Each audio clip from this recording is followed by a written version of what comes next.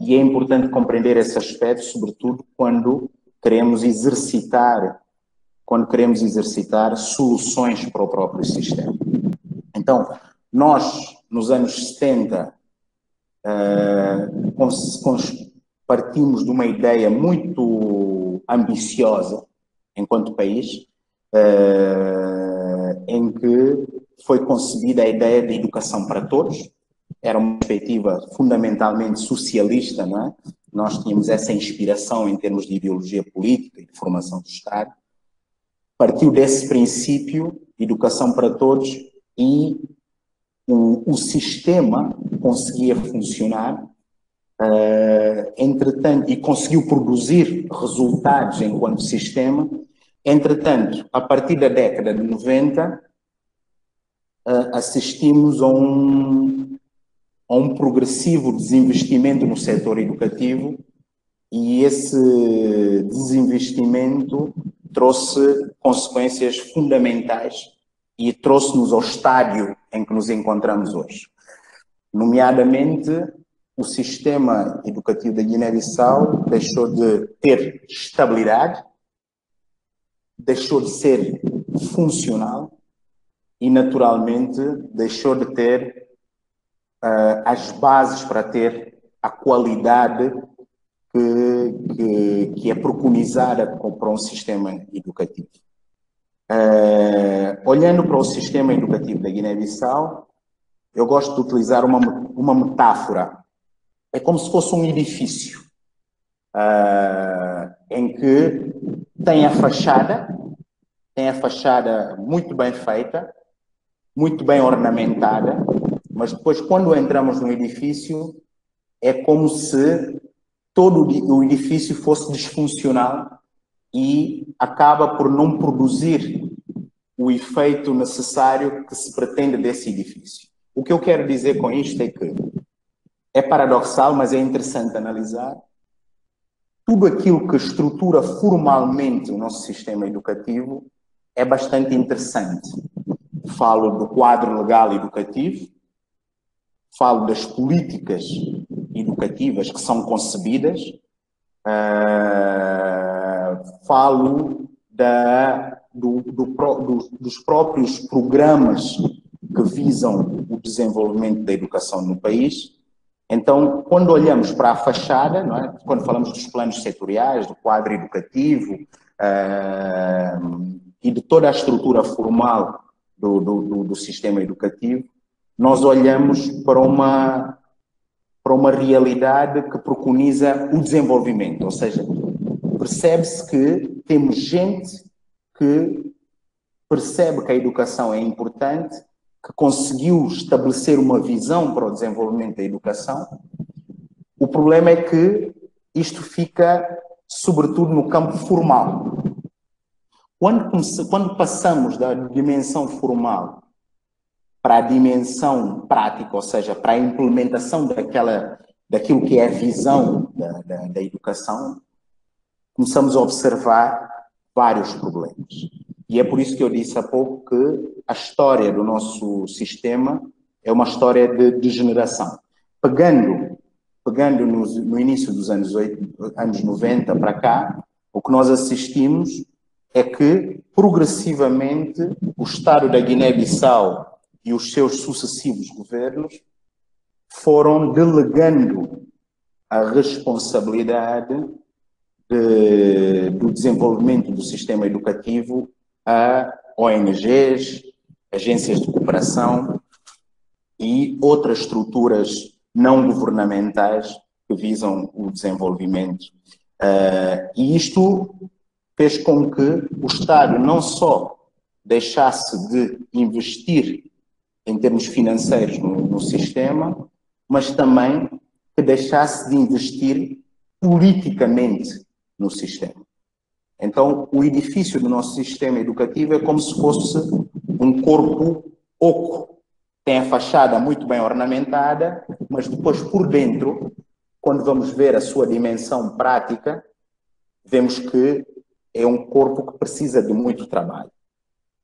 E eu consigo fundamentar isto, porque isto também foi o diagnóstico que eu fiz no período anterior à minha entrada no governo, como Ministro da Educação, eu percebi que o sistema tinha vários problemas, nomeadamente essa falta de desinvestimento criou uma realidade no sistema educativo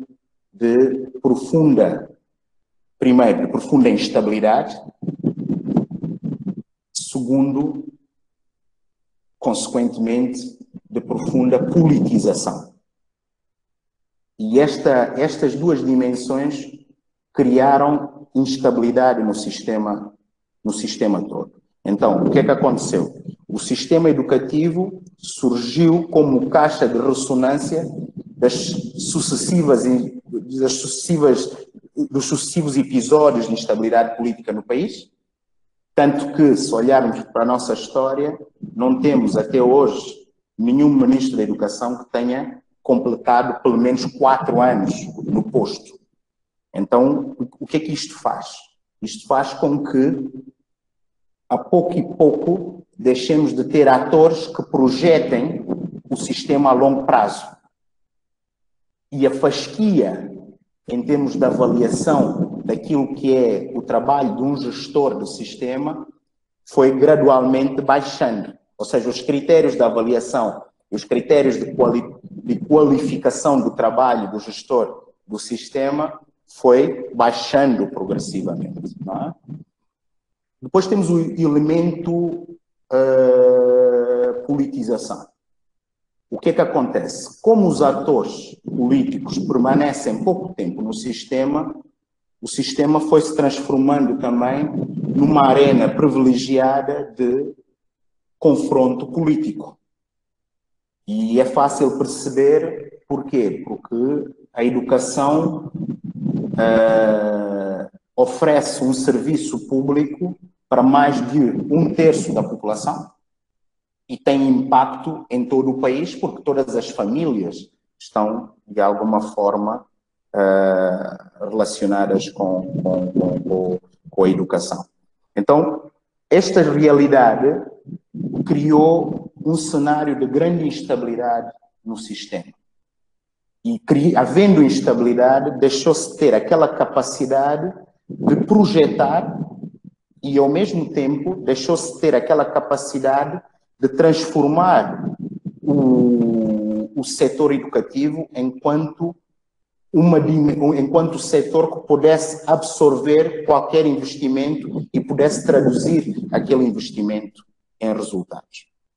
Este é o primeiro ponto do diagnóstico. Outro ponto do diagnóstico é que toda esta realidade contribuiu para a disfuncionalidade do sistema.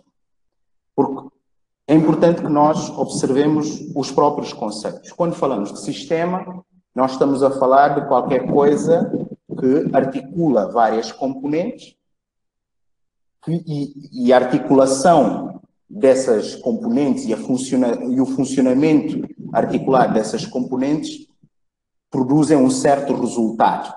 E prevê-se que esse resultado seja continuado e seja durável no tempo. Então, quando falamos do sistema, pensamos em qualquer coisa estrutural e qualquer coisa estruturante de uma determinada dimensão da vida social.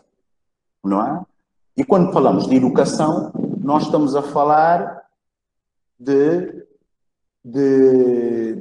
daquela perspectiva sobre a educação enquanto instrumento político do Estado para a produção de modelos de cidadão. Se olharmos para estas realidades, nós percebemos que na Guiné-Bissau não temos propriamente um sistema e não conseguimos ter também aquela dimensão educativa. Olhando na perspectiva macro daquilo que nós pensamos que deve ser um sistema educativo, que é uma produção e reprodução de um determinado modelo de cidadão e que nos dê esta garantia. Não é? Então, nós temos um sistema disfuncional nesse sentido porque não consegue produzir o efeito preconizado para o qual foi criado. Não é? E estas duas realidades, entre a instabilidade e a disfuncionalidade, têm uma consequência concreta. Limita-nos a capacidade de estabelecer as bases para termos um processo de qualidade em termos de ensino e em termos de formação dos guineenses. Então temos um sistema educativo que estruturalmente, só fazendo aqui uma síntese, tem uma fachada boa em termos daquilo que é a sua definição formal, mas depois, em termos práticos, tem estes problemas concretos em matéria de estabilidade, em matéria de funcionalidade e, consequentemente, em matéria de qualidade. Não é? E é muito interessante porque, para concluir a resposta à primeira pergunta que me colocou, o sistema tem muita diversidade no seu interior. Olhemos, por exemplo, para as tipologias de escolas que nós temos. Nós não temos só uma ou duas tipologias de escolas no nosso sistema educativo. Nós temos escolas públicas, que albergam praticamente 68% dos estudantes. Temos as escolas privadas, temos as escolas comunitárias, temos madraças e também posso arriscar em incluir as escolas corânicas, que é muito importante falarmos das escolas corânicas, sobretudo considerando a nossa geopolítica aqui e o nosso espaço geográfico dentro da África Ocidental e com todos os fenómenos que têm acontecido nos últimos anos. E engraçado é que essas diferenças em termos de tipologias de escola traduzem uma série de potencialidades, é verdade, mas também surgem enquanto sintomas de um sistema que não funciona convenientemente. Posso exemplificar. Por exemplo, as escolas comunitárias surgiram para dar cobertura à falta de resposta do Estado em termos de oferta educativa. Então, o que é que acontece? Há determinadas zonas do país em que, quando o Estado não chega, em termos de oferta educativa, a própria comunidade cria a sua solução, constrói as suas escolas, arranja os seus professores e arranja a sua própria gestão da escola. E temos uma série de escolas comunitárias. As madraças já funcionam numa lógica de escola privada, mas funcionam, ou seja, tem aquela componente religiosa islâmica, mas depois funcionam também com as disciplinas previstas no currículo e que surgem também um pouco em reação para poder incorporar as crianças que estavam muito ligadas às escolas corânicas. E depois temos as escolas corânicas, que é muito interessante hoje analisar a realidade das escolas corânicas, porque é uma dimensão do nosso setor educativo que está completamente segregada face a tudo o resto. Porque as escolas corânicas funcionam como uma espécie de catequese, não é? Só que o conteúdo é o Islão, não é?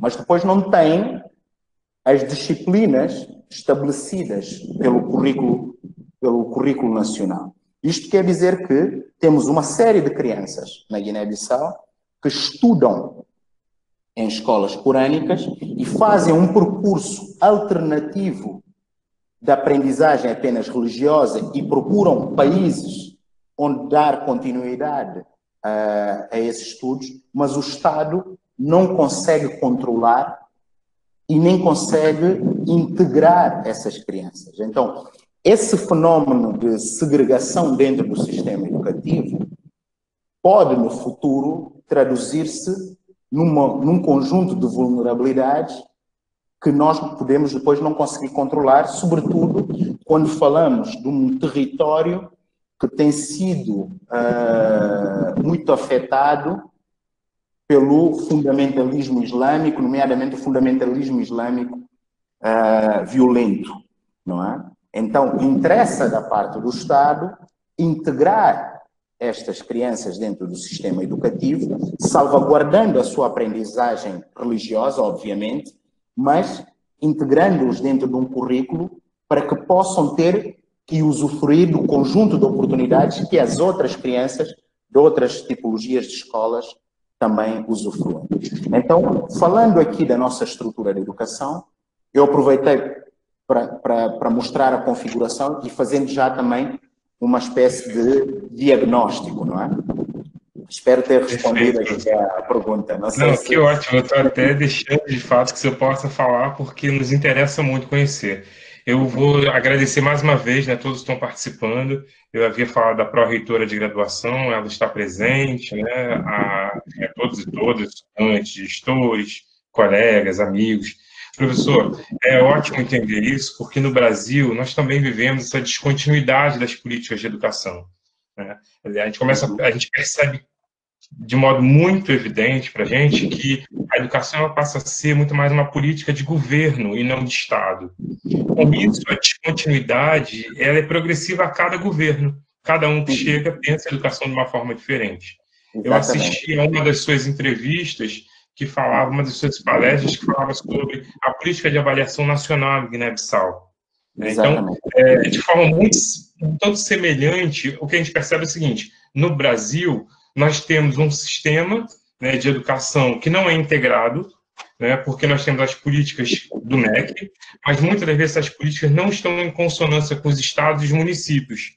Então, o que a gente pode perceber é que a gente tem legislações, claro, que regem a educação nacional, como o Guiné-Bissau, por exemplo. Mas os estados e os municípios eles vão normatizando, direcionando a partir dessa legislação maior. E com isso a gente tem formas, modelos, formatos, no sentido lato da palavra, de educação. Então a gente tem, por exemplo, uma avaliação nacional e os estados têm as suas avaliações. Nós temos processos de ensino e aprendizagem que variam de estado para estado, de município para município. Sim, sim. Continuando, então, até um pouco dessa sua explicação para a gente, Guiné-Bissau tem 9 regiões, né? Me parece que foi isso a consulta, né, a pesquisa que eu fiz, para a gente poder ter... Tem 8 regiões mais o setor autônomo do Bissau, sim. Ah, sim. E essa multiplicidade toda de formatos de rede privada, rede pública, rede comunitária, as madraças, a corânicas, que é nova para mim. Eu queria que você pudesse falar, então, até mudando um pouquinho o nosso script, como fica essa questão da obrigatoriedade do sistema escolar? Quer dizer, eu vou dar um pouco do exemplo de Moçambique para eu chegar, de repente, a uma melhor compreensão. Nós temos o ensino básico que vai até o 7º ciclo em Moçambique, né? Como fica em Guiné-Bissau? Essa obrigatoriedade vai até que ciclo, né? E o que faz parte da política de Estado garantir e o que deixa de ser do Estado? Sim. O que você pode nos explicar ainda, tentando aprofundar um pouco mais essa educação básica no país? Sim, esta pergunta, na verdade, é uma pergunta muito interessante, porque não só porque nos interpela, mas porque remete-nos para aquilo que deve ser a responsabilidade do próprio Estado em matéria de garantia de educação, do serviço de educação. O interessante aqui na Guiné é conseguirmos perceber porque é que estas tipologias surgem.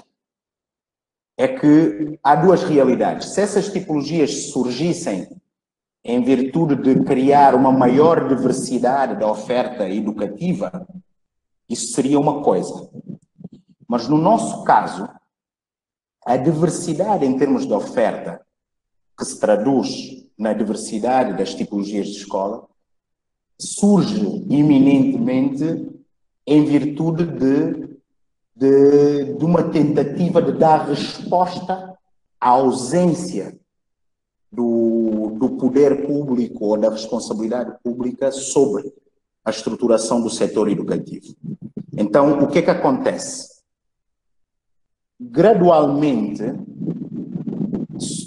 temos a necessidade de controlar e monitorizar o modo de funcionamento destas diferentes ofertas que existem, de modo a poder integrá-las naquilo que é a dimensão formal do próprio setor educativo estabelecida no currículo nacional, não é? E um dos elementos de diagnóstico é que essa capacidade de controlo, de monitorização, que é um trabalho da própria inspeção, não é? Que decorre do Ministério da Educação, foi gradualmente relegada para um segundo plano e temos um setor educativo onde não só há uma grande autonomia, mas também há uma grande falta de controle de como é que funcionam essas diferentes ofertas educativas. E eu estou a dizer estas coisas todas porque mais à frente sei que o professor vai me colocar a questão do que é que nós fizemos em relação a isto. Porque o que eu estou a dar aqui é basicamente o diagnóstico e as dificuldades e os desafios que o nosso sistema tem enquanto sistema, não é? E tudo aquilo que eu estou a dizer neste momento vai ter eco naquilo que eu vou dizer a seguir sobre as medidas prioritárias que foram tomadas no sentido de restabelecer ou recuperar o sistema educativo, não é?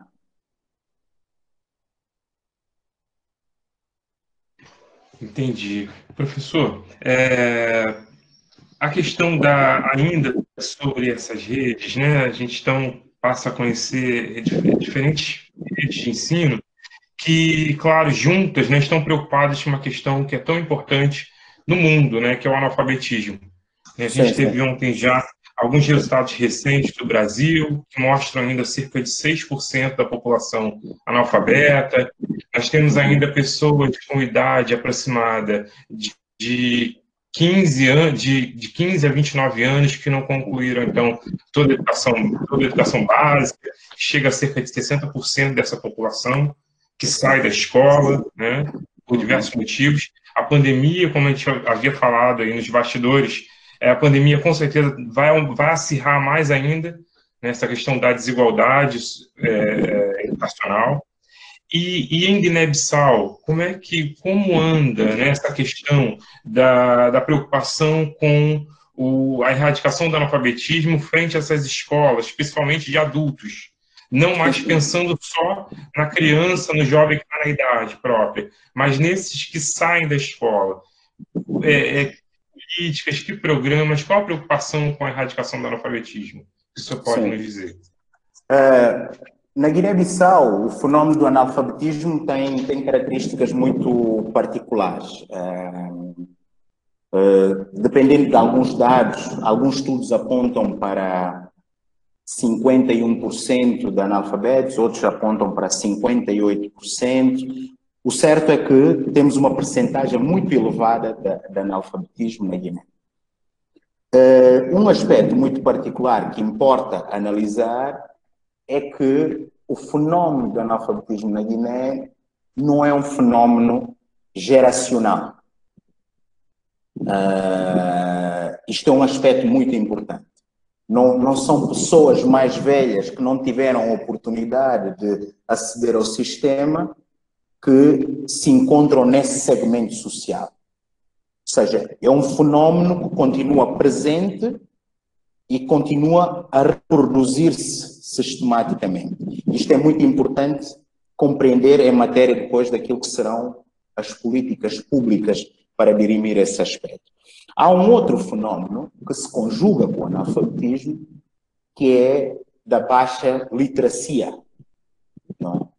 Então temos aqui indicadores importantes. Na Guiné-Bissau, se considerarmos o grupo etário um grande grupo etário entre os 6 anos e os 24 anos, temos, de certeza, pelo menos 23% desse grupo que nunca irá à escola. Neste exato momento, segundo os dados disponíveis. E temos, em termos de baixa literacia, uma informação muito importante que nós sabemos que a população ativa da Guiné-Bissau, ou seja, a força de trabalho da Guiné-Bissau, tem em média menos do que o 4º ano de escolaridade. Então nós estamos a falar de um fenómeno de analfabetismo que não está segmentado e nem está cristalizado num determinado segmento social, mas pelo contrário, continua presente e continua a reproduzir-se sistematicamente. E temos, paralelamente a isso, um fenómeno da baixa literacia, não é? O que permite-nos olhar para a questão do analfabetismo e da baixa literacia enquanto alvo prioritário no que diz respeito aos esforços de desenvolvimento do país. Porque o que é que acontece? Temos uma população muito jovem, ou seja, temos esta vantagem social que é muito importante, temos muita força de trabalho, temos muitos jovens, mais de 70% da população tem menos do que 50 anos, porém, essa população jovem, esta força de trabalho, tem um nível escolar muito baixo ou então não tem de todo. Isto coloca a necessidade da formação de adultos num outro patamar. Ou seja, contrariamente àquilo que acontece em outros países, em que a alfabetização é um segmento muito pequeno dentro daquilo que é o pensamento sobre o sistema educativo, na Guiné-Bissau, a realidade mostra-nos que a alfabetização e o desenvolvimento da formação de adultos tem que estar integrado nos eixos prioritários do sistema, tendo em conta que o Ministério da Educação é responsável pelo desenvolvimento do capital humano do país. Então, neste quadro, o que nós tínhamos feito, eu parti desse princípio no momento que eu era, no período em que eu era ministro, e desenvolvi e coloquei no programa do governo que nós iríamos desenvolver um plano nacional de alfabetização de adultos e iríamos... Boa tarde. Boa tarde. Iríamos investir no desenvolvimento de um plano nacional de alfabetização de adultos e ao mesmo tempo iríamos criar soluções ao nível da formação técnico-profissional para, de certa forma, criar outra estrutura de oportunidades em termos de formação ao grupo de jovens que não concluiu os seus ciclos de aprendizagem, não é? Então, isto estava preconizado em termos concretos. Estava a ser trabalhado justamente com a cooperação portuguesa, uma assessoria especializada que iria trabalhar com a equipa do Ministério no sentido de configuração desse programa nacional e que eu tinha a certeza que daria certo, porque quando olhamos para as nossas escolas e a forma como estão localizadas no país, o que nós vemos é que praticamente todas as tabancas, aldeias, não é, têm uma escola. Então, se esse programa fosse implementado em todas as escolas, num determinado horário, pessoas mais velhas que não tinham tido acesso ao sistema educativo poderiam ter acesso, nomeadamente num período pós-laboral, a essa oferta. Essa era a minha ideia de criar um plano massivo de alcance nacional. Era como se o sistema educativo tivesse uma extensão que iria desde o pré-escolar até a alfabetização de adultos, sobretudo no período pós-laboral. Então, essa era a ideia, e já estava a ser configurada. Infelizmente, não consegui colocar em prática, porque, na verdade, só fui ministro da Educação 7 meses, não é? Mas o plano está lá. O plano está lá, está no programa do governo. Esta necessidade foi identificada os trabalhos realizados nesse sentido fazem parte do acervo do Ministério da Educação, e o atual elenco, se tomar a decisão de seguir a lógica de continuidade, poderá fazê-lo. Mas eu, enquanto investigador de educação e enquanto também alguém que teve responsabilidades políticas, eu configurava e perspectivava esta questão da formação de adultos nessa perspectiva de uma coisa muito ampla que tinha que ser integrado como nós integramos os vários subsetores. Da mesma maneira que eu penso o ensino básico, ou o ensino pré-escolar, ou o ensino secundário, ou o ensino superior, eu teria que integrar também essa componente na própria dinâmica de funcionalidade do sistema. Ou seja, a oferta da alfabetização, eu não queria que fosse uma oferta alternativa. Eu queria que fosse uma oferta alternativa, evidentemente, mas profundamente presente naquilo que são todos os passos de prática pedagógica, nomeadamente as escolas. Não sei se respondi a essa questão. Interessantíssimo. Essa é a ideia do Sistema Nacional de Educação, né? Quando a gente permite que haja integração entre os diversos sistemas, né? E pensando exatamente aquilo que cabe a essa educação básica e que de básica ela precisa também considerar esses que deixaram de estar nela durante o período. O senhor havia colocado da questão do analfabetismo em termos de porcentagem, né? No último censo que eu também pesquisei estava em 58%, mas 58% nessa base que o senhor havia colocado. Mas o que tem de essência em tudo isso é perceber que se é uma população jovem, e aí a sua pretensão, né, em fazer com que essa educação de adultos ela se torne uma política de educação, né, e não uma subpolítica.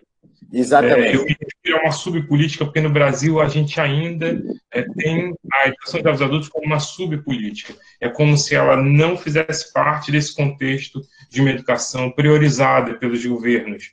Eu digo pelos governos por conta exatamente do que eu havia feito, a correlação entre a educação enquanto política de governo e não de Estado. Se ela fosse uma política de Estado, de fato, ela seria obrigatória de ser cumprida. Professor Daltarinho, fala um pouco então sobre seu momento durante o Ministério.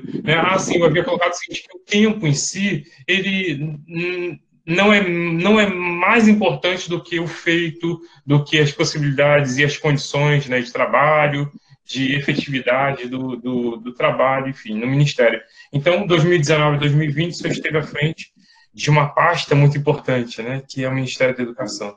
Fala um pouquinho para a gente sobre os desafios, Foi engraçado. Foi um desafio muito importante no meu percurso, não é? Porque eu tive a oportunidade de colocar ao nível do país, ao nível superior, aquilo que era a minha visão sobre a educação, não é? Então, nesse sentido, foi uma oportunidade enorme e permitiu-me também perceber melhor, boa tarde, por dentro, os constrangimentos, dentro do próprio sistema. Eu tive uma vantagem. Quando eu entrei no Ministério, eu já tinha feito um percurso, inclusivamente de investigação, em vários outros momentos, que me permitiram conhecer a realidade educativa. Então, a minha perspectiva e consequentemente, a perspectiva do governo, porque o governo, o primeiro-ministro e o meu partido, o desafio que me colocaram foi que eu tinha que criar as bases para o desenvolvimento do capital humano e fazer com que esse capital humano pudesse integrar os esforços de desenvolvimento preconizados no programa maior, o Terra Arranca, que é o programa foi o programa do nosso governo e que ainda é um programa bastante presente na realidade política da Guiné-Bissau. Então, eu entrei com esta responsabilidade. Então, há duas maneiras de entrar no Ministério. Tendo em conta aquilo que é o histórico dos vários ministros que passaram e do próprio contexto do país, de muita instabilidade e de falta ou seja, a maior parte dos ministros não consegue fechar um mandato, eu percebi que havia uma dinâmica social que tinha expectativas muito imediatistas em relação àquilo que é o trabalho do Ministro da Educação, mas, ao mesmo tempo, os critérios da avaliação do sucesso do Ministro eram muito baixos. É muito paradoxal. Ao mesmo tempo que havia uma grande expectativa em relação ao Ministério da Educação, porque a Guiné-Bissau é um país muito interessante, no sentido em que toda a população valoriza a escola. Ou seja, a disfuncionalidade do sistema não decorre da falta de investimento do cidadão comum. O cidadão comum tem altas expectativas e exerce uma demanda muito forte sobre o sistema educativo. Porém, como não tem havido oportunidade para os vários ministros de implementar uma visão a longo prazo, os critérios de avaliação do desempenho dos ministros baixou em termos de importância. Então, o que é que acontece? Os ministros, tendencialmente, são muito avaliados em função de conseguirem controlar greves e conseguirem, pelo menos, manter as escolas abertas. Então, o ministro que consiga isto dá aquela ilusão de que o sistema está a funcionar e logo é avaliado senso-comunalmente de forma muito positiva. Eu sabia dessa realidade, mas eu sabia que o país não precisava de ter baixas expectativas em termos daquilo que é o desempenho e daquilo que é a responsabilidade de um ator muito importante que é o Ministro da Educação. Então, comecei, independentemente do histórico dos outros ministros, comecei de facto a preconizar um desenvolvimento a médio e a longo prazo. Assumi para mim que tinha que ter essa ousadia, porque era importante, de facto, introduzir novas variáveis naquilo que é o funcionamento do sistema educativo. Então, a minha ideia levou-me a constatar que eu tinha dois desafios fundamentais. Não só tinha que reabilitar aquilo que é a máquina político-administrativa que é o Ministério, não é? Mas também tinha que dotar de funcionalidade o serviço público que decorria do próprio Ministério. Então havia duas dimensões muito importantes do meu exercício político ou do meu exercício enquanto gestor do sistema. Não é? Isso obrigou-me a fazer um plano em que eu preconizei três aspectos muito importantes e que vêm na sequência do diagnóstico que eu fiz anteriormente. Eu pensei, bom, primeiro de tudo, eu tenho que estabilizar o sistema. Qual é o problema? Para estabilizar o sistema, eu tenho efetivamente acabar com as greves. Para acabar com as greves, eu tinha um instrumento muito importante que tinha que implementar, que estava na gaveta desde 2011, que é o Estatuto da Carreira Docente.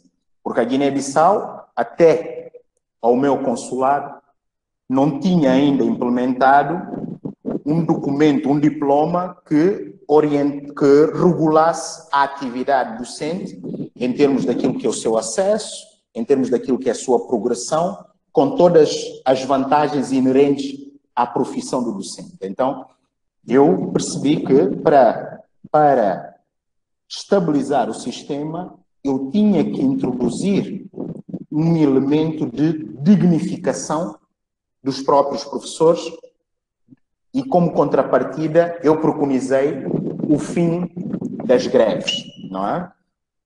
Esse documento foi efetivamente implementado. Nós conseguimos, num tempo recorde, um diploma que estava por implementar desde 2011, conseguimos implementar esse diploma num espaço de 7 meses. E a repercussão da implementação desse diploma permitiu uma reclassificação dos professores e, consequentemente, um aumento do seu nível salarial. Ou seja, mais de 80% dos professores observaram no imediato uma vantagem salarial muito superior ou superior àquilo que tinham anteriormente. E eu preconizei que isso permitiria estabilizar o sistema. Mas eu tinha outros desafios. Como eu disse anteriormente, o sistema é altamente politizado. Então, os sindicatos da educação na Guiné-Bissau não são só organizações profissionais que visam a defesa dos interesses do seu segmento profissional. São também muito permeáveis às dinâmicas de instrumentalização no que diz respeito às lutas políticas que têm a ver entre o governo e a oposição. Então havia essa dificuldade, mas eu percebi que até ao final do ano letivo, com a implementação da carreira docente e com a melhoria das condições salariais dos professores, esse fenómeno ia baixar. E a verdade é que foi baixando. Eu tive uma greve muito difícil para gerir, mas dentro de 2 meses o impacto da greve já estava apenas em 10%. Então quer dizer que aquela minha ideia de estabilização do sistema já estava a dar resultados no período imediatamente anterior à minha saída enquanto ministro. Então, aquela ideia de estabilização é muito importante, porque agora todo docente tem uma noção clara daquilo que é a sua carreira, pode entrar na carreira mediante determinados pressupostos, pode evoluir na carreira mediante outros pressupostos e chega ao final da carreira de forma completamente dignificante. Então, essa foi a primeira ideia que eu tive e felizmente conseguimos implementar em termos de estabilização do sistema. Depois, a outra perspectiva era de dotar o sistema educativo de uma certa funcionalidade. E aí eu fui à raiz e comecei a pensar. Estas coisas que eu estou a dizer estavam todas no programa do governo. Eu estou a traduzir isto numa conversa, mas isto estava tudo planificado. E foi... Eu ouvi, inclusive, numa das suas falas, né, em vídeo, eu vi a preocupação, e aí eu não estava entendendo bem o que estava acontecendo, mas certamente você acabou de falar. Era um momento de greve, era um momento de estabilidade da rede, e a sua preocupação em querer, então, né, trazer isso à tona para, quem sabe, puder Exatamente. Eu fiz essa fala porque eu estou aqui a dizer, estou aqui a falar, estamos aqui num ambiente mais de conversa, mas estas ideias estavam todas estruturadas e foram formalizadas num programa do governo que foi aprovado pela Assembleia Nacional Popular. Então, em termos de funcionalidade, pensei a funcionalidade, para pensar a funcionalidade, fui à raiz da coisa.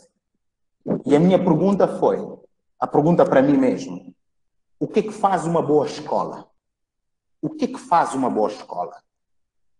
Quando é que uma escola é realmente boa? E nós percebemos, nós da educação, sabemos que uma escola, para ser boa, tem que ter uma boa gestão e administração escolar e tem que ter uma boa prática pedagógica. Partindo desse princípio, eu pus uma questão, e agora como é que eu faço isso num universo de praticamente 10 mil pessoas, não é? Como é que eu consigo traduzir esta ideia e colocar isto a funcionar considerando 10 mil pessoas, que é o nosso corpo docente, que é muito pequeno porque nós somos poucos, mas na nossa realidade é muita gente. Na nossa realidade, proporcionalmente, é muita gente. E passou-me pela cabeça que a única forma de fazer isso era garantir uma comunicação muito fluida entre a dimensão macro do sistema, ou seja, o Ministério, a dimensão meso, ou seja, as direções regionais, e as dimensões micro, que são as escolas e as comunidades. Eu tinha que garantir aquela comunicação.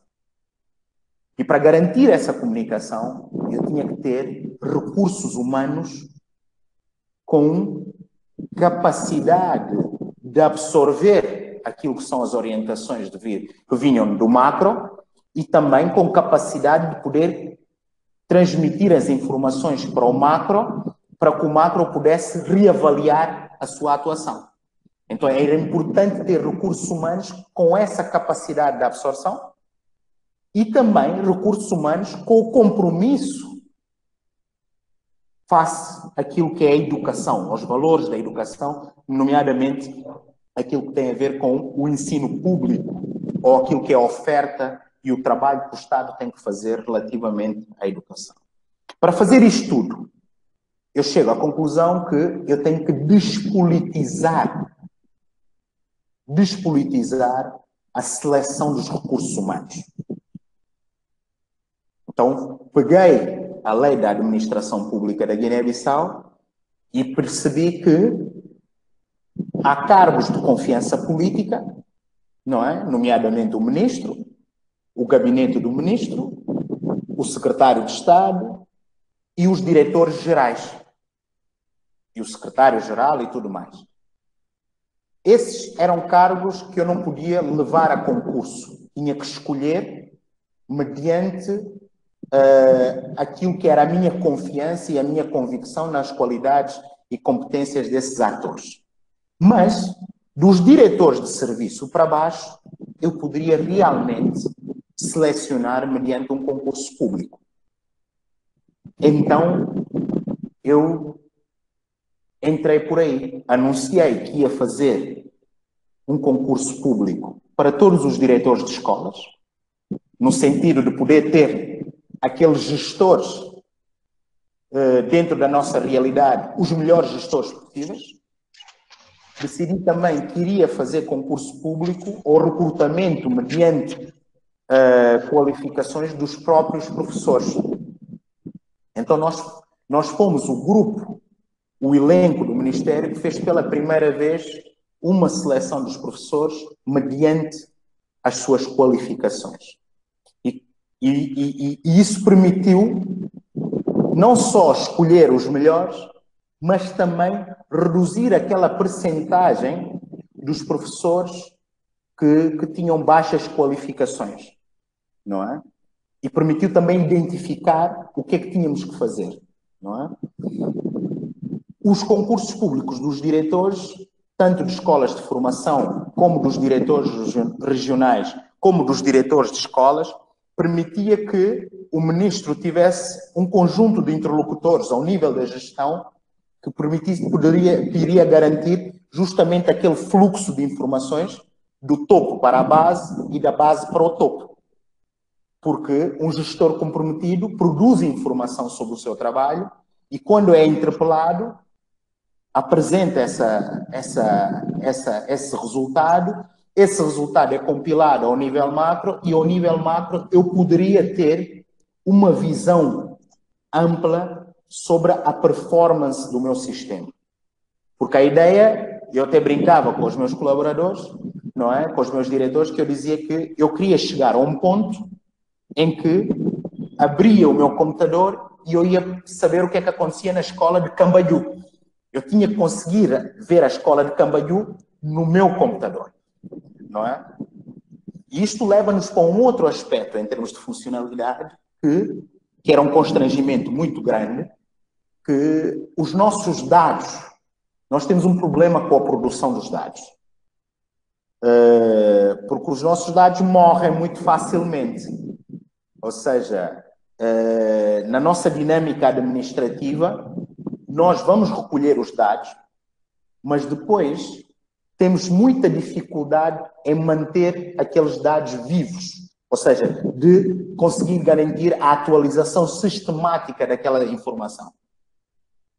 E eu sabia porquê, porque é muito difícil, tendo em conta a nossa geografia, há zonas completamente inacessíveis, os atores educativos nas regiões tinham dificuldades de recolher informação e nós tínhamos um modelo muito antiquado de recolha de informação, ou seja, o responsável deslocava-se à unidade e a unidade da educação é que dava os dados, depois ele trazia, compilava num determinado centro e só depois é que mandava para o Ministério. Então, todo esse processo, eu percebi que esse processo era pouco eficiente, para além de ser pouco eficaz.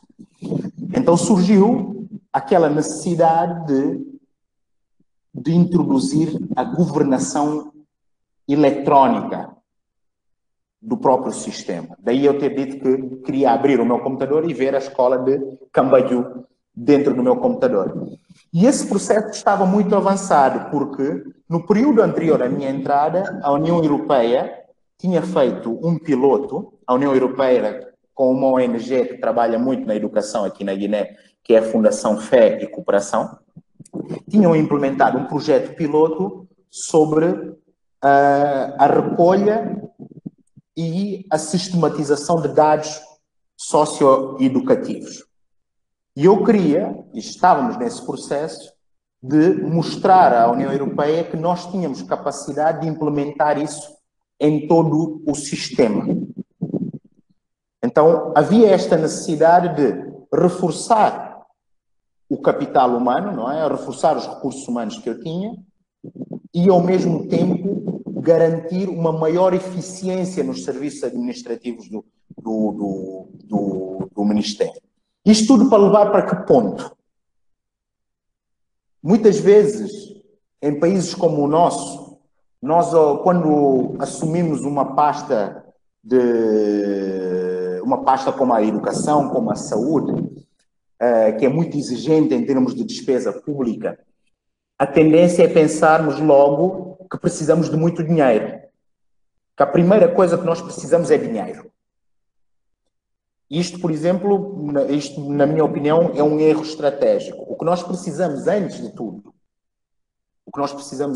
é ter boas ideias. Ter boas ideias e ter estruturas funcionais, porque quando temos estruturas funcionais, aí conseguimos absorver todo o tipo de investimento ou de investimentos que decorrem das várias cooperações que nós temos, seja com países, seja com agências, seja com outras organizações não governamentais. Então, a minha ideia, é por isso que eu disse que a minha perspectiva era médio e longo prazo. Era, primeiro, ter recursos humanos que pudessem garantir a funcionalidade, ter dinâmicas de comunicação e de informação flexíveis e eficientes e, seguidamente, ter esta capacidade de absorver qualquer oportunidade que pudesse me ajudar a implementar a visão do próprio governo, não é? Então havia essa necessidade é por isso que eu disse anteriormente que tínhamos que reestruturar o próprio Ministério em termos daquilo que é a sua máquina político-administrativa e também melhorar o serviço prestado. Isto tudo para levar para que ponto? Para estabelecer as bases de qualidade do sistema. Eu não tinha ilusões. Eu sabia que eu não conseguiria, no meu mandato, se eu fizesse os 4 anos, eu não conseguiria atingir ao ponto de ter já a qualidade plenamente avaliada, aferida, consolidada. Mas eu sabia que em 4 anos poderia, pelo menos, estabelecer as bases para chegarmos a essa qualidade. Porque a qualidade já é uma coisa mais complicada, tem a ver com o impacto. tem a ver com impacto, e nós, para vermos o impacto do sistema educativo, temos que olhar pelo menos para uma geração e perceber como é que estão as aprendizagens e aferir aquilo que foram os conteúdos adquiridos e que os alunos podem, de facto, traduzir num conhecimento, sistematizar e tudo mais. Então, essa foi a experiência que, em termos daquilo que era a projeção, e nós trabalhamos nesse sentido. E tivemos vários méritos. Por exemplo, o Ministério da Educação, enquanto eu fui ministro, pela primeira vez conseguiu implementar o Estatuto da Carreira Docente. Pela primeira vez conseguimos colocar professores formados, ou seja, que tinham componente pedagógica em todo o território nacional. Não acontecia, havia professores formados apenas nos centros urbanos. Desta vez mandamos professores inclusivamente para as ilhas. Não sei se vocês sabem, mas nós temos 88 ilhas e ilhéus aqui no país, o arquipélago dos Bijagós. E todos esses sítios, os que estão habitados, passaram a ter professores, não é? E passamos a produzir informação sistematizada, manter viva essa informação sobre aquilo que era a nossa prática enquanto gestores do sistema. E de um momento para o outro, passamos a falar com estatísticas, com dados e tomar as decisões políticas em função de dados, não é? E já estávamos a passar para uma outra fase muito importante, que era de garantir a equidade do sistema, que eu não falei disso anteriormente, mas o professor interpelou-me um pouco sobre isso, é que nós temos um sistema muito desigual no que diz respeito à sua implementação. Ou seja, aquilo que uma criança aprende em Bissau não é necessariamente o que acontece, é que não é a mesma coisa que uma criança em Gabu aprende. Então, o que é que eu tinha? Eu tinha um sistema em que eu tinha na minha mesa o currículo feito, aquilo que é a visão para o currículo do país, não é? Mas depois, na prática, aquilo não acontecia de forma equitativa, não é? Havia falta de equidade.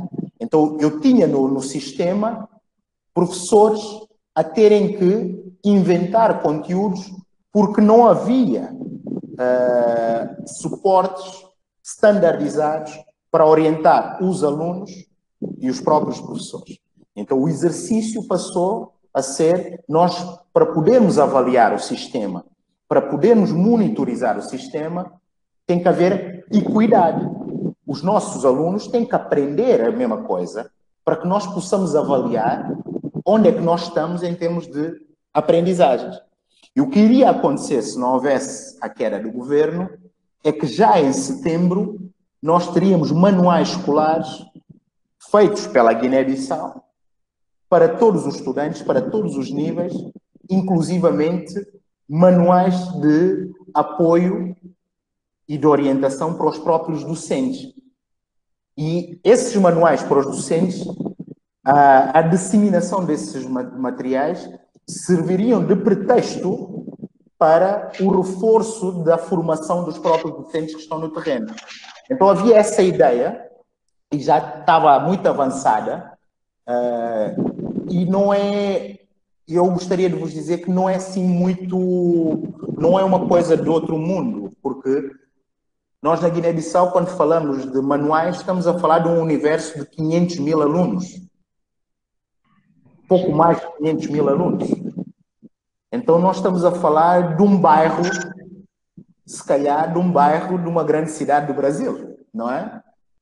Então, é por isso que eu digo que aqui no nosso país, primeiro de tudo, se tivermos boas ideias e tivermos uma máquina que consiga absorver os recursos que tem, nós conseguimos ter sucesso, porque o país é pequeno, somos poucos, e isto faz com que o impacto das políticas públicas seja tendencialmente mais rápido do que aconteceria em países maiores. E isto também é interessante, porque é uma potencialidade forte do nosso país. Isto torna o nosso país muito convidativo no que diz respeito ao investimento nas áreas sociais. E é por isso que eu tinha todo o interesse de garantir aos nossos parceiros que nós tínhamos a capacidade de absorver qualquer tipo de recurso que viesse do ponto de vista do desenvolvimento. Não é? Então, houve estas vantagens, houve uma mudança de filosofia, mas depois entramos novamente naquele quadro de instabilidade, porque com o derrube do nosso governo, o que é que acontece? Toda essa filosofia foi alterada por uma outra filosofia.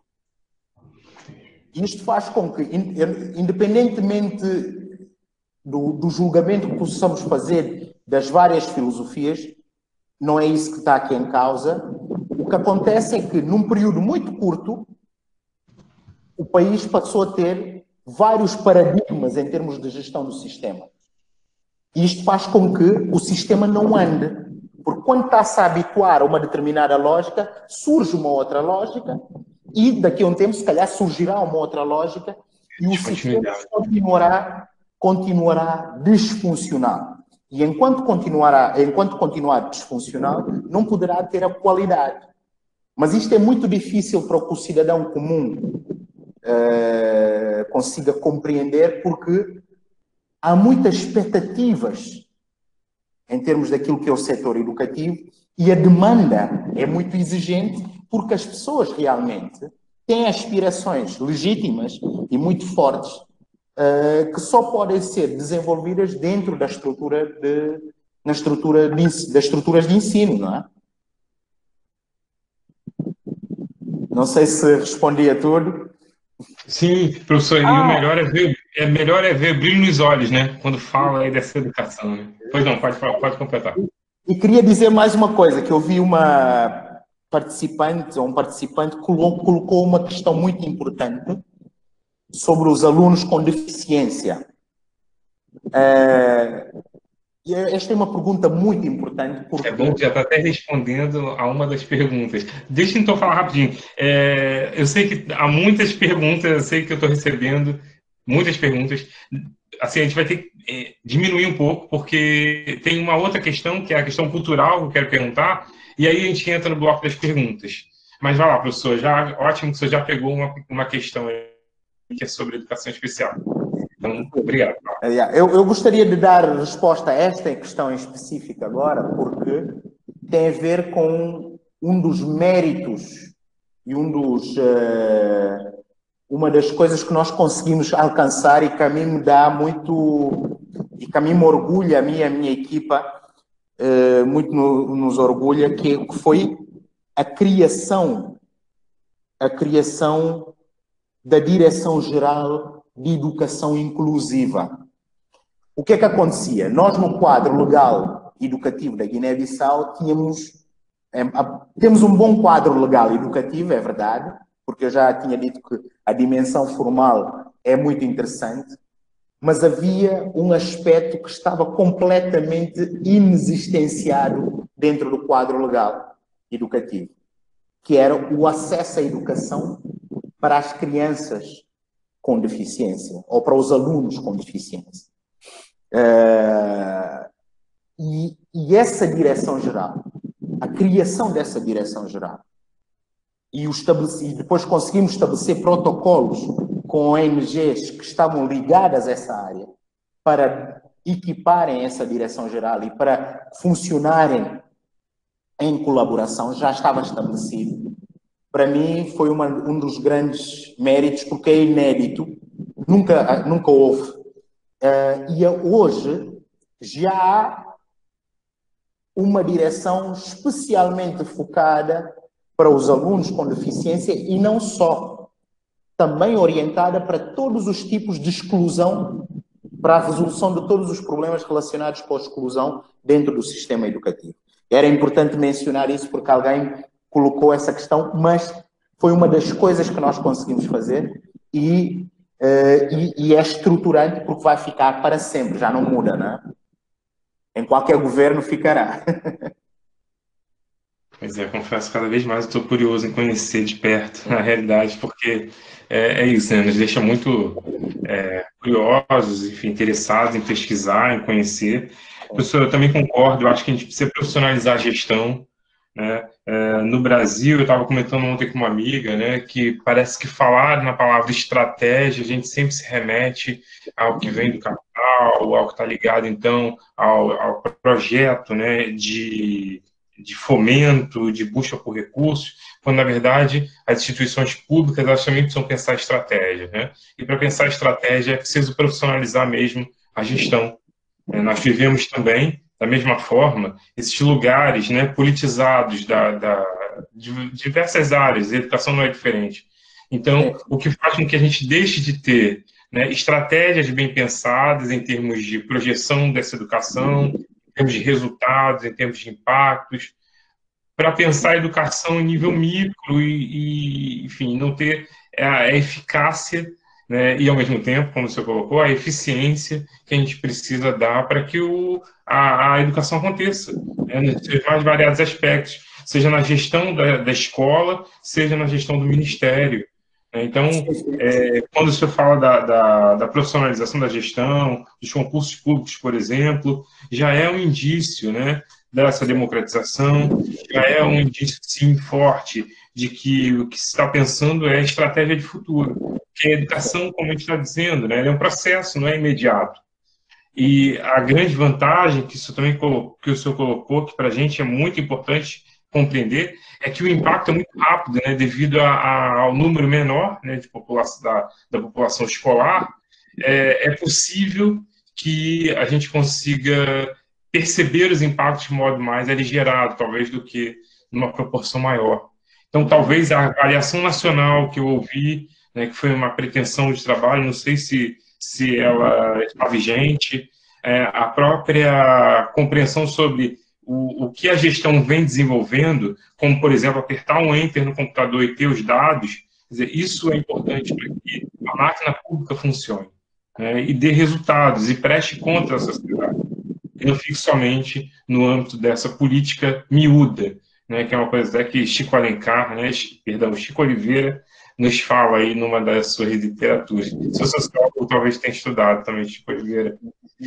Mas, enfim, vamos passar agora para um outro ponto. Um outro ponto que muito mexe com a gente, quando a gente pensa nos países africanos, e Guiné-Bissau, né? Eu tenho uma estudante que me ensinou sobre a dança latina, uma dança aí que as mulheres, né? Enfim, elas quem comandam a dança latina, e algumas outras manifestações que passam pela cultura. E aí o que eu gostaria de perguntar, saber, e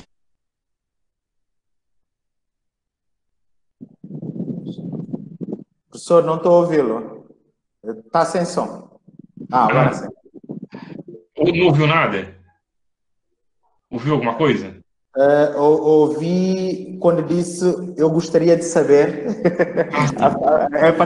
A partir daí. Eu gostaria de saber, e assim, talvez dialogar nem tanto, porque eu não tenho esse conteúdo todo para poder dialogar tão bem, que é a questão cultural.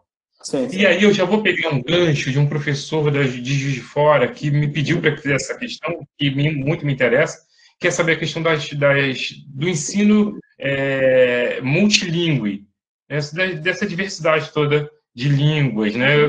E alguns vão chamar de línguas nacionais versus a língua oficial. Como isso entra, essa diversidade linguística, como ela entra tanto na política curricular, pensando na orientação dos professores, e na sala de aula? Você sabe falar para a gente? Pode conversar um pouquinho sobre essa diversidade toda? Sim. Aliás, essa é uma pergunta muito importante, sobretudo quando falamos da Guiné-Bissau, porque uma das nossas grandes forças tem justamente a ver com a nossa diversidade étnico-cultural. Estamos a falar de um país que tem, no máximo, cerca de 2 milhões de habitantes, mas que tem mais de 30 etnias. Cada etnia com com os seus traços culturais, com a sua língua, com os seus rituais. Então estamos a falar de um país muito rico, não só em termos daquilo que é o seu potencial natural, mas um país muito rico em termos daquilo que é o seu potencial social, não é? Porque o guineense tem aqui um contexto onde naturalmente tem que acordar para a diversidade, não é? Para a interação com a diferença, para interagir naturalmente com a curiosidade sobre o outro. Porque nós, no nosso país, somos todos guineenses, mas depois, dentro dos nossos grupos étnicos, temos coisas muito diferentes. O que faz com que eu queira saber sobre o outro. E também temos um contexto em que as pessoas misturam-se. As várias etnias casam-se umas com as outras, não é? Isto permite uma mistura muito interessante, porque daí resultam crianças e novos cidadãos que têm múltiplas pertenças, não é? Então estamos a falar de um país que tem um potencial gigantesco em termos daquilo que é a sua dimensão étnico-cultural, não é? E que tem que ser valorizada, não é? Essa potencialidade. E a educação tem que fazer um papel muito importante, tem que desempenhar aqui um papel muito importante, porque, como eu disse anteriormente, a educação é, na verdade, um instrumento político do Estado para construir modelos de cidadão. E o modelo de cidadão, o paradigma do modelo de cidadão na Guiné-Bissau, pego desde a ideia da luta de libertação até hoje, o aspecto mais vincado é um cidadão que compreenda a importância da unidade, a importância da identidade, a importância da cultura, não é? Esses aspectos estão interligados com aquilo que eram as expectativas da Revolução. Tanto que falava-se muitas vezes que Cabral preconizava mais uma revolução cultural do que propriamente uma revolução armada, não é? Era muito mais profunda, porque o nosso líder libertador, ou líder revolucionário, concebia a ideia da cultura como um instrumento de luta. E essa ideia, e é engraçado, permaneceu até os dias de hoje. E hoje, se for veiculada através da educação, poderá surgir enquanto elemento de autoestima e de autoconhecimento que também integra o desenvolvimento humano que o setor educativo tem que garantir ou tem que providenciar, não é? Nesse aspecto, considerando esse aspecto, dentro do nosso programa de governo, claro que o professor Luís já deve ter visto, tínhamos preconizado a criação do Instituto de Línguas na Guiné-Bissau. E esse Instituto de Línguas seria criado pela Cultura, pela Secretaria de Estado da Cultura, mas com uma profunda colaboração com o Ministério da Educação, porque o Ministério da Educação iria integrar os conteúdos dentro do currículo, que é no sentido de alimentar aquela ideia de unidade nacional, do sentido de pertença a uma nação, mas também reconhecendo aquilo que são as riquezas mais subjetivas que existem dentro do país, não é? E isto estava projetado justamente para maximizarmos esse potencial. Um país que fala mais do que 20, 30 variantes de língua, não é? Incluindo o português, o crioulo, não pode pensar que o debate linguístico é só entre o português e o crioulo. O potencial é muito maior, não é? E hoje o mundo permite-nos explorar as nossas potencialidades e, aliás, vê-se nos outros países da África como é que isso está a ser apropriado. O crioulo em Cabo Verde, o Lingala, o Swahili, o Fula, o próprio Mandinga. Há uma série de línguas africanas que estão a ter o estatuto de conteúdo académico. E isto é muito importante porque eleva aquilo que é o nosso potencial étnico-linguístico. E isto estava preconizado também, até porque neste momento temos um debate muito forte a nível do país sobre a questão étnica. Não é? A questão étnica voltou a surgir, surgiram aqui uma série de clivagens novamente, mas felizmente nós também temos uma capacidade de resolver estas questões. O cidadão comum consegue resolver essas questões, porque o cidadão comum não é propriamente tribalista, consegue sair dessa instrumentalização muitas vezes, que muitas vezes atua sobretudo no campo político. Então havia esta perspectiva, não é? Tanto que quando eu fui interpelado sobre a aprendizagem do português, eu defendi que nós não temos que anular o crioulo para aprender o português e não temos que anular o português para valorizar e desenvolver o crioulo. Nós temos a vantagem de não fazer subtrações, mas sim fazer adições, porque o nosso potencial é imenso, não é? Então a minha ideia era que, ao mesmo tempo que o crioulo seria desenvolvido, nós também iríamos investir muito no português, porque o português é património nosso também, à semelhança das outras línguas. Agora, o que nós tínhamos que encontrar era a estratégia para garantir justamente a efetividade da aprendizagem do português. Tínhamos que compreender como é que o nosso contexto funciona, não é? Tínhamos que compreender a nossa realidade para aprender, para perceber como é que efetivamente poderíamos ser mais eficazes no ensino do português. E aí nós elencamos, na sequência também daquilo que já tinha sido definido anteriormente, que era o ensino do português como língua segunda, ou seja, com os mecanismos, os instrumentos e as lógicas paradigmáticas desse modelo de ensino, não é? Tendo em conta a nossa realidade. Mas a perspectiva do governo, o governo que eu pertenci, era de valorizar e incrementar todas as línguas que fazem parte do nosso património cultural, não é? Incluindo o português, o crioulo e as diversas línguas étnicas.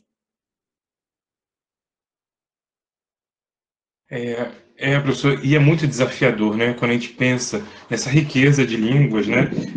Versus uma língua oficial que exclui todas as outras, né? Eu não discuto isso a fundo, mas eu vejo que esse é um dos grandes desafios ainda que precisam ser rompidos, né? Precisam ser tratados, que é a questão da língua oficial, que é o português, que, é claro, né, por toda a questão histórica da própria colonização, ela descaracteriza todas as outras, né? E o quanto isso precisa ser tratado, né? De alguma maneira, essas outras línguas, alguns tratam de línguas nacionais, elas precisam entrar nessa discussão. Sim. Sem que elas sejam desmerecidas. A ideia, em termos mais concretos, é por isso que eu estava muito interessado na questão da standardização dos manuais que traduziam aquilo que saía do currículo oficial, porque depois a implementação disto iria nos permitir perceber como é que, aos poucos, as revisões curriculares e, consequentemente, as revisões dos manuais passariam a refletir cada vez mais aquilo que é a valorização e o conhecimento da nossa realidade social, histórica, cultural, política e por aí fora. Porque a ideia que eu tenho é que este modelo de cidadão que a educação tem que criar tem que ser um modelo de cidadão que se conhece muito bem, mas que ao mesmo tempo tem o espírito aberto para o mundo. Ao mesmo tempo que é mundo evidente, também que tem que ser uma pessoa que se conhece muito bem e conhece muito bem a sua realidade. Era esta a visão que era partilhada praticamente por todo o governo e que certamente iria, num espaço de 4 anos, encontrar uma tradução completa nos manuais escolares, porque eu estava já a preconizar a revisão dos manuais depois de implementar, não é? Paulo Freire, se fosse vivo, estaria agradecendo o quanto a perspectiva dele está aí viva. Sim, sim. O grande Paulo Freire. Ele não morre, ele está... Paulo Freire agradece, né? O quanto essa sempre a ser citado. A ótica do pensamento freiriano, ela está presente no Ministério. Professor, para a gente... assim, para não cansar, né? Sei que também já está adiantado da hora. Posso 2 perguntas, pelo menos dos convidados? Podemos? Sim. Então tá. Porque são muitas perguntas e, de fato, não dá para a gente trabalhar com todas, infelizmente, porque o assunto é tão bom, mas o tempo é muito curto, né? Então, o tempo não permite. Fico gostinho de quero mais conhecer Guiné-Bissau e poder tê-lo novamente conosco. Olha só, tem 2 questões que eu acho que pode ser, né, dentro desse conjunto todo, eu acho que a gente pode tratar. Uma delas diz o seguinte, é do Flávio Jochen. Como o território de Guiné-Bissau interfere ou impacta na disseminação da educação em todos os espaços urbanos e rurais? Eu estou a ouvir um pouco mal. Pode repetir, por favor. Espera aí, vou repetir. A pergunta... deixa eu ver aqui. A pergunta é como o território de Guiné-Bissau interfere ou impacta na disseminação da educação nos espaços rurais e urbanos? Sim, sim. Isso é uma pergunta muito importante. Eu vou fazer logo as 2. Ok. A outra, então, diz respeito ao currículo. Se o currículo submetido nas escolas se adequa com a realidade das crianças. Sim, sim. Eu começo pela... E eu já me desculpar com todas as pessoas, mas como eu vou depois recortar e colar as perguntas, me mandem um e-mail que aí, na medida do possível, professor, eu mando e a gente vai conversando, nem que seja em áudio, eu responder a quem perguntou, tá bom? Policarpo e todos os outros que eu estou vendo aqui. Então, vai lá, professor, eu acho que é melhor para não... respondendo à segunda questão, é verdade que o currículo da Guiné-Bissau, embora tenha muitos elementos que se adequam à nossa realidade, mas ainda está muito longe de refletir tudo o que é essencial. Mas nós temos que ter uma perspectiva contextualizada das coisas, não é? O que nós estamos a discutir neste momento é que nós nem sequer temos o ensino padronizado. Ou seja, nem sequer há equidade ainda na aprendizagem. Nós temos que, é verdade, e temos essa ansiedade, e é uma ansiedade legítima, porque queremos ver a nossa realidade traduzida naquilo que nós ensinamos às nossas crianças e aos nossos jovens. Mas a verdade é que, fruto do desinvestimento e da instabilidade e da falta de funcionalidade do sistema, chegamos a um ponto, 47 anos depois, em que estamos a discutir como aplicar um ensino padronizado.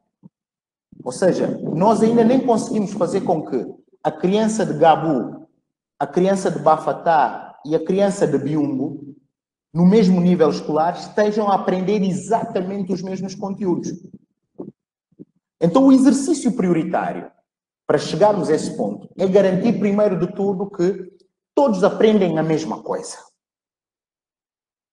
Quando estabilizarmos esse aspecto, aí conseguimos aferir o que deve ser melhorado. Porque é importante compreender que quando tomamos uma decisão para o país todo, nós não podemos tomar essas decisões com base em emoções, ou com base em especulações, ou com base no improviso. Ou pior, com base apenas numa única perspectiva ideológica, não é?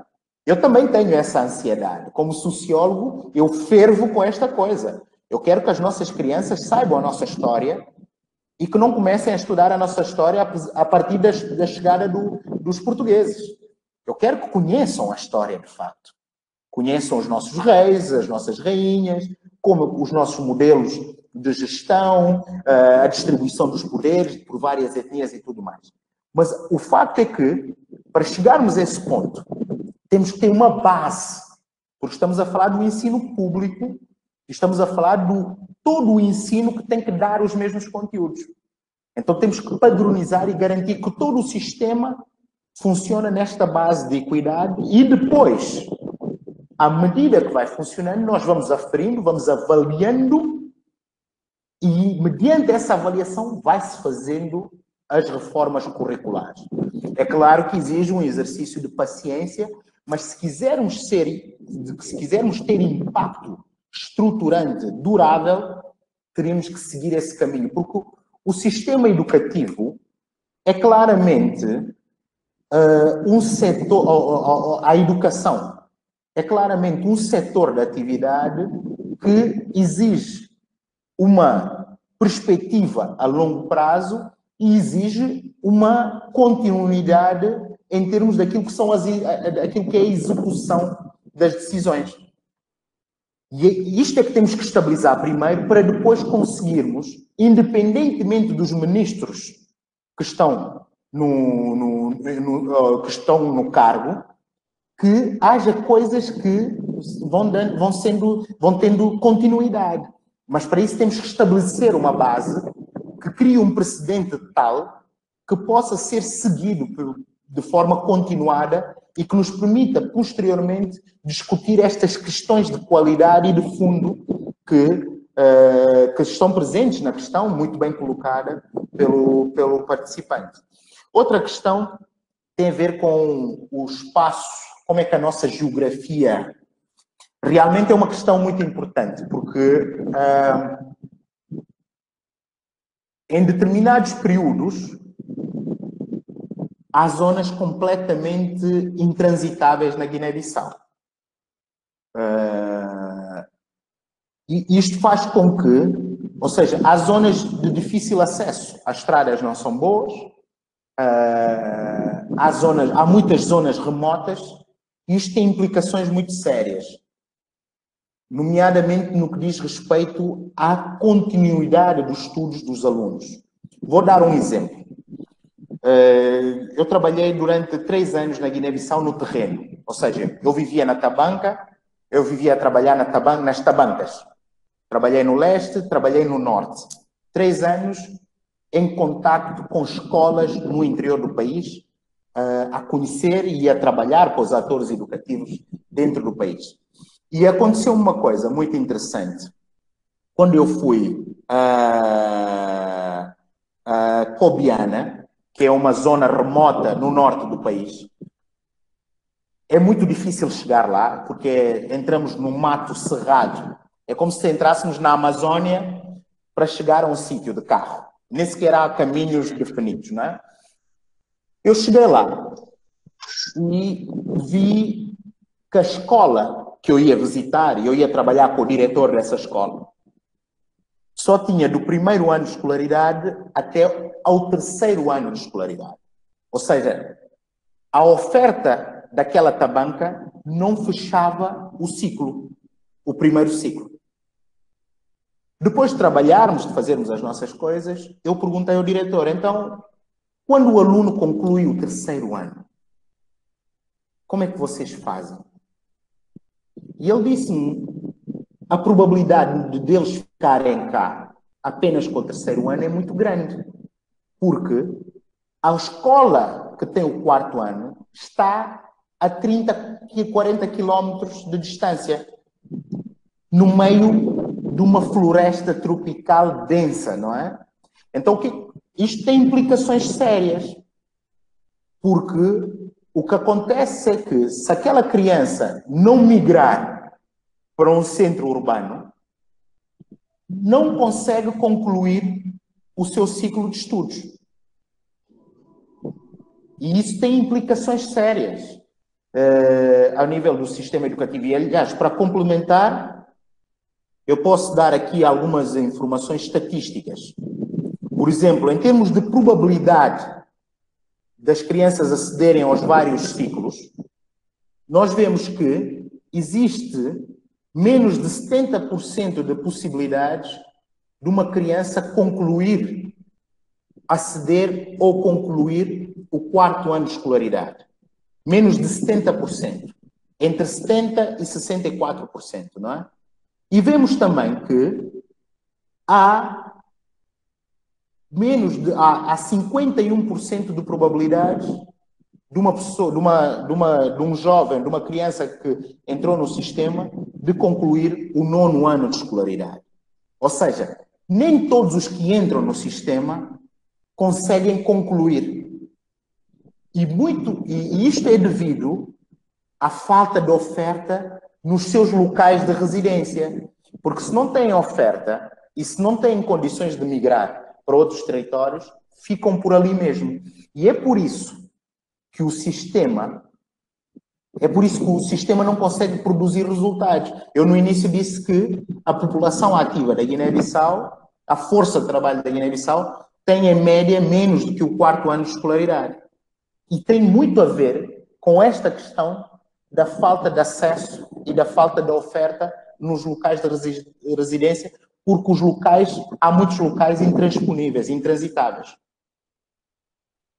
Esta é a realidade que tem que ser superada, não só pelo Ministério da Educação, mas também o país tem que ser infraestruturado e tem que ser dotado de outro tipo de equipamentos e de estruturas, não é? Estradas, pontes. Um grande desafio. Que o Brasil também enfrenta, né? Porque a gente, quando fala de educação escolar, a gente está pensando só nessas grandes, né? nas zonas urbanas, mas é algo que precisa ser pensado enquanto continuidade, né, da política, né, como você está colocando, né? A falta de continuidade do sistema de ensino gera essas interrupções que, na ponta, elas vão gerar exatamente a produção da desigualdade, né, a falta da produtividade e, ao mesmo tempo, a produção do analfabetismo, né? Então, é consequência gravíssima para todos, né, de uma maneira que quem sofre com isso é o país.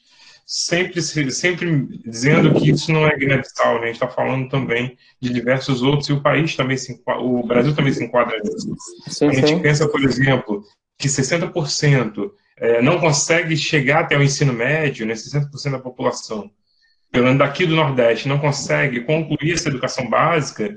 Isso é muito grave, né? Quando a gente pensa na projeção do país, a gente está falando da falta, sim, de desenvolvimento social, econômico, ou socioeconômico mesmo das populações, interfere na saúde, interfere em todas as áreas, não é isso?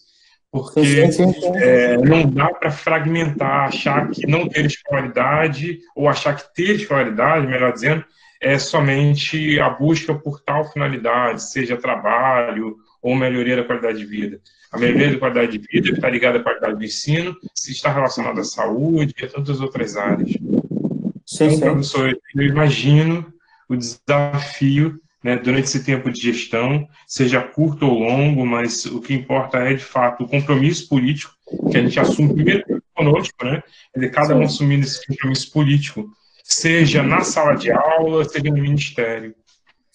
Eu quero demais agradecer, dizer que eu continuaria mais tempo, os convidados, que a gente levaria mais e mais horas, mas a gente precisa encerrar, porque o cansaço também bate. Eu sei que para o senhor, imagina o quanto é desgastante ficar esse tempo todo conosco.